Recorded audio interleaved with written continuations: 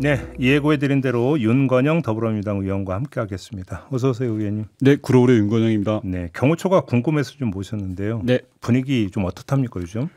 살벌합니다. 살벌해. 살벌하다는 게 네. 구체적으로 어느 정도인데요? 김성훈 차장이 3번이나 구속영장이 신청됐는데 살아서 돌아왔잖아요. 더군다나 윤석열 대통령까지 버젓이 석방돼서 들어오다 보니까 사람들이 집단 멘붕에 걸린 거죠. 왜냐하면 경호관들의 저항에 의해서 그렇죠. 윤석열 대통령 2차 체포영장이 집행됐는데 당사자가 버젓이 살아 돌아온 거잖아요. 그러니까 일종의 공포 분위기 아무런 말을 못한다는 거예요. 그래요. 내란 이후에 가장 조용한 정막 그 자체라는 겁니다. 근데 그 와중에 지금 간부가 해임 의결이 됐다라는 거잖아요. 네. 그러면 지금 할 수 있으니까 경호처선은 이미 그럼 떠나버린 게 되는 겁니까? 맞습니다. 이제 뭐 경호처는 뭐 진행 중이라고 그러는데 그거는 말장난이고요. 경호법상 5급 이상의 경호관들은 경호처장의 제청에 의해서 대통령이 한다라고 되어 있습니다. 그렇기 때문에 최상목 대행의 결재만 남아 있는 상황입니다. 최상목 대행이 혹시 어떻게 할 건다 뭐 이런 얘기 좀 전해지는 게 있습니까? 최상목 대행이 지금 대행되고 나서 한 거 딱 하나밖에 없죠. 헌법재판관 3명 중에 2명 임명한 거 말고는 아예 없고 헌재가 결정한 마은혁 재판관 임명도 미루고 있잖아요. 하는 거라고는 경찰이나 소방, 알박기 인사를 따박따박 하고 있는 거 말고는 없거든요. 예. 저는 공무원들이 영혼이 없다 그러는데 이 최상목 대행만큼 영혼이 없으신 분 처음 봤거든요. 근데 그럼 이 해임 의결된 그 대상자인 이 간부가 지금 어떤 상태인지 좀 전해지는 얘기가 있습니까? 좀 확인을 해봤죠. 예. 확인해봤더니 이분은 전혀 해임 결정을 수용할 수 없다라고 하는 겁니다. 왜냐하면 그게 3가지 이유를 들던데 첫 번째로 징계위원회를 가봤더니 미리 결론을 내려둔 징계위원회하고 똑같다라는 거예요. 그래요? 그 징계위는 어떻게 구성이 되는 거예요? 내부가 3명, 외부가 3명. 내외부 이렇게 3명, 3명인데 문제는 외부 인사 3명 중에 2명이 경호처 오비들이에요. 그래요? 그러니까 한마디로 자기 말 잘 듣는 사람으로 구성한 거고 짜고 치는 고스톱이다라고 느껴지는 겁니다. 두 번째는 실체가 없어요. 경호처 징계위원회가 기밀을 누설했다라고 해서 징계를 내리는 거거든요. 해임 징계를. 국수본 관계자 2명한테 무슨 뭐 기밀 정보 유출했다라는 거죠. 그러면 기밀을 넘겼다고 주장하는데 뭘 넘겼는지를 밝히질 않아요. 그래요. 귀신이 기밀을 가져간 거예요. 제가 볼 때. 이 기밀을 넘긴 걸 밝히고 이거다라고 해야 되는데 그게 없는 거고요. 세 번째는 이 사건을 정치적으로 몰아가는 것 같아요. 징계위원회에서 그 경호부장한테 뭐라고 질문을 하냐고 하면 당신이 경찰 관계자를 만났을 때 그 자리를 주선한 게 특정 정당의 정치인이 했지라고 묻더라는 거예요. 그래요? 예. 그러니까 야당과 연계시키려고 경호처가 지금 정쟁화시키려고 하는 의도가 너무 뻔히 보이는 거죠. 전혀 사건하고 다른데. 근데 저는 또 하나 궁금한 게 이 간부를 징계위에 올린 게 1월이잖아요. 네. 근데 지금 해임 의결한 건 그 3월 13일인가 그렇잖아요. 지난주 목요일. 네. 그럼 2달 걸렸잖아요. 네. 그러면 2달 동안 묵히다가 갑자기 확 의결을 해버린 거잖아요. 왜 그랬을까요? 혹시 이게 윤석열 대통령 석방과 당연하죠. 당연합니까? 예, 제가 앞서 말씀드렸잖아요. 경호처 내부가 살벌하고 단체 멘붕이 왔다라고 했는데 네. 잡혀갔던 사람이 버젓이 돌아왔잖아요. 개선 장군처럼 돌아왔어요. 지금 경호처 내에서 떠드는 사람은 김정은 라인밖에 없어요. 그래요. 그러다 보니까 1월 달에 징계위원회 소집해서 묵히고 있다가 이제서야 징계 중에서 가장 강한 해임을 결정한 거거든요. 그러면 거기에는 윤석열 대통령 석방된 윤석열 대통령의 의중이 담겨 있다 이렇게 해석을 해야 되는 거예요. 저는 그렇게밖에 생각합니다. 의중을 담으면 안 되잖아요. 직무정지된 사람. 그렇죠.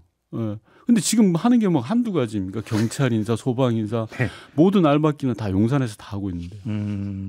혹시 이 네. 간부 말고 네. 또 징계 대상이 있을 거다 이런 얘기가 혹시 돈답니까?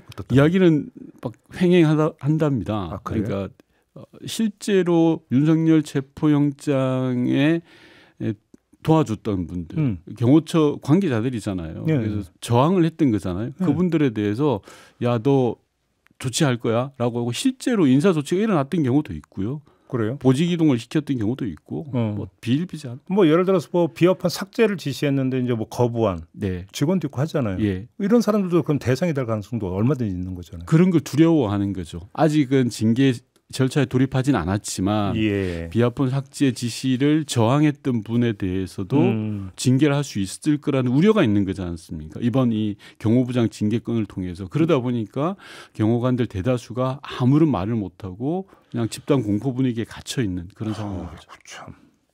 그 지금 어제 나온 또 그 보도가 있었는데 이 내란에 동원된 군 사령관들이 이 비화폰 있잖아요. 네. 이게 원격으로 통화 기록이 삭제가 된 정황이 나왔다. 만약에 그 보도가 사실이라면 증거 인멸을 한 겁니다. 원격으로 그럼 삭제를 한 건 경호처라고 봐야 되는 거죠. 그렇습니다. 일전에 제가 이 방송에 나와서 말씀드렸던 경호처 실무자들이 만든 보고서에 따르면 네. 원격 삭제가 가능합니다. 그래서 그 부분을 막았던 거거든요. 하면 안 된다. 그럼 다른 누군가가 또 했다는 얘기죠. 그렇죠. 새로운 사실이 드러나는 겁니다. 경호처 실무자, 통신 관련된 실무자들이 김성훈 차장의 지시를 막았던 거거든요. 원격으로 로그아웃을 해버리면 비아폰은 데이터가 날아가요. 단말기에 있던 데이터가. 혹시 그래서 수사기관이 확보해서 포렌식하면 다시 복구되고 이런 거 안 되는 겁니까? 그거는 자신할 수 없다는 겁니다. 관계 기술자들이.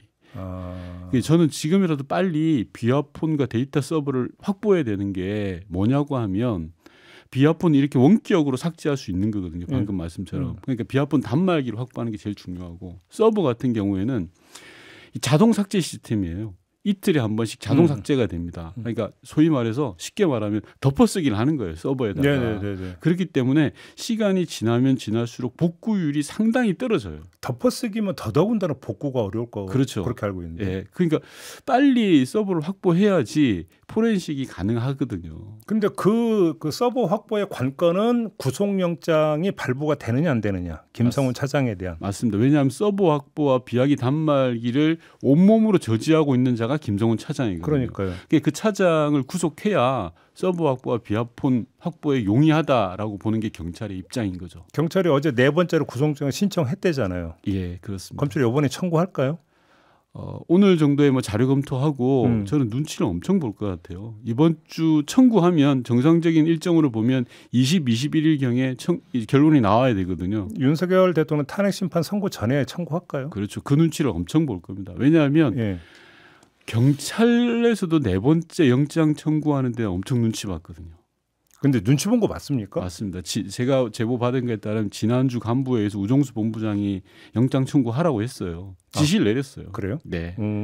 그런데 실무진들이 뭉갠 겁니다. 그게 혹시 그 우종수 본부장이 지시 내린 게 그 영장심의위원회 이후에 결론 나오자마자 혹시 그렇죠. 지시를 내린 거예요? 근데 지금까지 며칠 동안 묵힌 거예요? 묵힌 거죠. 그런다가 이제 우종수 본부장 임기가 10일밖에 안 남았거든요. 네. 더 이상 미룰 상황이 아닌 거예요. 레임덕입니까 혹시? 그런데다가 이 언론에서 문제가 계속 있고 하니까 경찰에서도 4번째 영장을 신청을 한 거고 검찰도 마찬가지라고 생각합니다. 눈치를 철저하게 볼 거예요. 근데 영장 청구했다고 쳐요. 영장 실질 심사를 받아야 되잖아요. 맞습니다. 김성훈 차장이 순순히 응하겠습니까? 뭐 그 실질 심사에 나오고 안 나오고는 그건 별건인 겁니다. 그럼 물론 그렇긴 하죠. 그래서 저는 빨리 김성훈 차장의 신병을 확보해서 비약이 단말기와 그리고 서버를 확보하는 것 이게 내란의 지도를 만드는 거고 블랙박스를 찾는 겁니다. 그렇죠, 그렇죠. 근데 일전에 이제 저희와 인터뷰에서 의원님이 김성훈 라인을 심기 위해서 근무 평정 조작을 지시했다. 맞습니다. 이런 말씀을 주신 바가 있지 않습니까? 혹시 뭐 좀 후속적으로 더 파악된 내용이 있나요? 후속적으로 계속 모니터링을 하고 있고요. 제가 알고 있기로는 아직 인사 문제는 진행을 하지 않은 걸로 알고 있습니다. 아직은? 애초에 무리하게 조작 지시를 내렸다가 인사 담당 실무진들이 못하겠다고 막은 거거든요. 그러면서 약간 언론에도 알려지면서 주춤하고 있는 그런 상황인데 저는 절대 포기하지 않았다고 생각합니다. 김성훈 차장이 있는 한 이거는 반드시 또 추진할 겁니다. 타이밍을 잡고 있다는 생각이 들고요. 계속 말씀드리지만 윤석열 대통령과 김성훈 차장은 비아폰 서버와 비아폰 단말기가 어떤 의미인지 그 파괴력을 알고 있거든요. 그렇기 때문에 조작하거나 삭제하거나 잔머리를 굴리고 있을 거라 생각해요. 근데 사실 그 군 사령관들에 대한 비아폰을 원격으로 삭제를 했다면 윤석열 대통령 비아폰부터 거의 내란 세력 가담자들의 비아폰은 다 지금 깡통이 됐다고 봐야 되는 게 상식적인 추정 아니겠습니까? 봐야죠. 저는 검찰과 경찰, 특히 검찰 이해가 안 되는 게 내란 사건의 핵심 피의자가 윤석열, 김건희 두 사람이잖아요. 두 사람 핸드폰을 왜 안 뺐는데요? 아니 경호처가 문을 열어줘야 가서 뺐더니 말도 되잖아요. 경호처한테 이미 제출이라도 요구하면 되죠. 최소한. 그리고 김용현의 핸드폰도 비어폰도 경호처가 가지고 있는 게 온 세상에 다 드러났어요. 어디 있는지도 알아요. 네. 그럼 검찰이 야, 이 핸드폰 세대를 이미 제출해줘라. 굳이 압수수색 영장도 필요 없어요. 그 김용현 전 장관 말씀하시니까 잠깐 새길로 빠져갖고 네네. 어제 김용현 전 장관 이제 첫 번째 재판이 열렸는데 네. 여기서 검사가 대통령 윤석열이라고 불렀다고 네. 그 난리 쳤다라는 보도 나왔잖아요. 네. 어떻게 평가하십니까? 제정신이 아니신 거죠. 네? 아니 대통령 윤석열이라는 호칭이 뭐가 문제가 있는 거죠? 나름 존중한 것 같은데요. 그러니까요. 네. 그걸 앞에 붙이느냐 뒤에 붙이느냐 그렇죠. 차이가 곱잖아요. 네. 보통 뭐 지금 직무 정지돼 있는데도 그 정도면 존중한 거 아닌가요? 검사로서. 그럼 뭘 난리치고 앞과 뒤가 그렇게 중요한가 싶은 생각. 하나만 더요. 네. 어제 어떤 보도가 있었냐면 1월 8일에 네. 그때 윤석열 대통령 어떤 날이냐면 나와가지고 이제 체포 대치돼 있는 상황에서 나와서 뭐 그 관제에서 점검하는 그 장면이 포착이 된 거 있었잖아요. 맞습니다. 의도적으로 언론 플레이하는 날. 바로 그날. 네. 그 윤석열 대통령이 관저를 나와서 대통령실 지하 상황실을 둘러봤다. 네. 이런 보도가 나왔거든요. 네. 이게 사실이라면 이게 어떤 의미를 갖고 있다고 봐야 되는 겁니까? 저는 그렇게 해석합니다. 그날로 이제 잠시 기억을 옮겨가 보면 경호처가 되게 동요하고 있었거든요. 예. 그래서 대통령이 실제로 모습을 드러내요. 그러면서 현장에서 경호관들을 독려하는 그런 영상도 나오고 사진도 나왔습니다. 그리고 경호관들은 가방에다가 무기를 휴대하고 네. 사실상 시위를 했던 그런 상황이라면 저는 윤석열 대통령이 경호관들을 다그치기 위해서 상황실이나 주요한 포인트들을 다녔던 걸로 보여집니다. 지하 상황실을 찾았다면 그것이 갖는 의미는 뭡니까? 그 벙커죠 거기가. 아닙니다. 벙커라고 할 만한 곳은 따로 있고요. 예. 관전의 지하 상황실은 제가 볼 때는 그냥 경호 상황실 정도의 개념으로 보입니다. 대통령실 지하 상황실. 네. 대통령실 지하 상황실은 벙커입니다. 벙커. 예. 그러니까 지금 지하 상황실이 관저의 지하 상황실이 아니라 대통령실의 그렇죠. 지하 상황실을 갖다라는 거거든요. 네네. 그러면 이게 어떤 의미가 있다고 봐야 되는 건지가 뭐예요? 복합적인 건데요. 예. 그런 겁니다. 뭐 일각에서 이야기하는 두 번째 계엄 쉽게 말하면. 아니 그 1월 8일에도 그걸 꿈꿨다라는. 아니면 그걸 왜 가겠습니까? 그래서 궁금해서. 그러니까요. 이유가 없는데 저는 그냥 앞서 말씀드린 것처럼 경호관들이라든지 자기가 사실상 사병으로 만들었던 예. 그 사람들을 독려하고 체근하기 위해서 간 걸로 보여지는데 그 속에 숨은 뜻은 본인만 알고 있겠죠. 그러니까요. 궁금한 게 너무 많고 수사해야 될 게 참 너무 많은데 안 되고 있으니. 예. 손 놓고 있는 것 같아요. 검찰도 그렇고 경찰도 그렇고. 어제 MBC 뉴스데스크가 보도한 거 혹시 보셨습니까? 그 훈련하면서 아파트 헬기 이런 것들을 거의 군사분계에서 인접해서 뭐 비행하게 하고 했다라는 거. 예. 이게 있을 수 있는 일입니까? 있어서는 안 되는 일인데 예. 지금 뭐 윤석열 대통령 내란 사건을 보면 상상의 현실로 되잖아요. 대통령이 총칼 들으라고 하고 자기를 지키라고 하고 뭐 한두 가지가 아니지 않습니까? 워낙 네. 그 겨울 내내 초현실적인 장면을 많이 봐가지고 마치 꿈을 꾸고 지금 한 100일을 살아온 거 아닌가요? 대한민국 국민들이. 그나저나 의원님도 지금 헌재 선고 언제 나올지 지금 잘 모르시겠죠?